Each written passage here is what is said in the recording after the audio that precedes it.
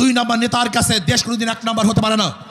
যারা চোরের সাথে সম্পৃক্ত, ডাকাতি করে, লুট করে, ধর্ষণ করে, খুন করে, মানুষের অধিকারকে ধ্বংস করে, তাদের মাধ্যমে মানুষের অধিকার প্রতিষ্ঠিত হতে পারে না। আপনারা দেখেছেন আজকে বাংলাদেশের অবস্থা কি চলছে।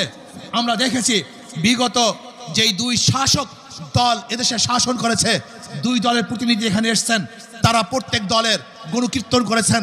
আমার দল এইটা করেছে, সেইটা করেছে।